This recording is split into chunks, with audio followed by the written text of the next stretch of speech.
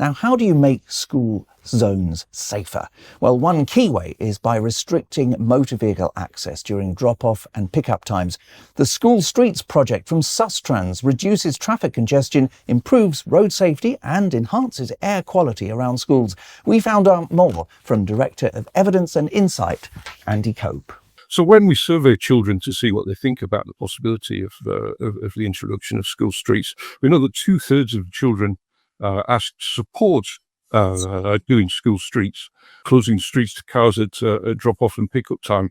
And actually 50% of adults agree against 24% of adults who disagree with that point. How we do it practically, there's a range of different approaches to it, all sorts of different techniques can be applied. It might be that there's just a sign saying that the school street's in place. It might be that there are more physical barriers. There's street markings to show that the roads outside schools are subject to special measures. So there's not a one-size-fits-all kind of approach. It's the broad principle of closing the street to traffic or reducing the amount of traffic in the immediate vicinity of school at drop-off and pick-up times. Now, did the project identify any displacement of traffic to surrounding streets? And if so, what were the findings on road safety in those areas? We didn't find any negative impacts on road safety in terms of where traffic might be displaced to. There's occasionally we see schemes where traffic in wider surrounding areas increases. We also find schemes where traffic in the wider areas decreases. But either way, there's no measurable safety impacts that we could find.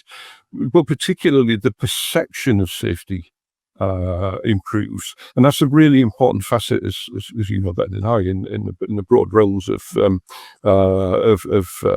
traffic safety. The perception is crucial to how people make decisions about what they want to do and how they want to travel. Well, was that the perception of pupils, the perception of parents, or the perception of local residents? Because they're all very different. They are all very different, but it's the same thing. The pupils, the answer is the same. The pupils perceived that safety was improved. The adults, whether it be the parents or the school staff, perceived that safety had improved, and the local residents perceived that safety had improved as well. In the majority of instances. Let's then look at the kind of impact the scheme might have had on walking and cycling rates among pupils and families at the start and end of the school day. We don't know definitively yet what the impacts are in terms of changes in levels of walking and cycling. But actually, there is some new research that's due to come out from the University of Cambridge very soon that will give us the first empirical measure of the rates of walking and cycling. So you just have to bear with us a little bit longer for that. But there is that empirical measure due out fairly soon. It does show a positive picture in terms of levels of walking and cycling.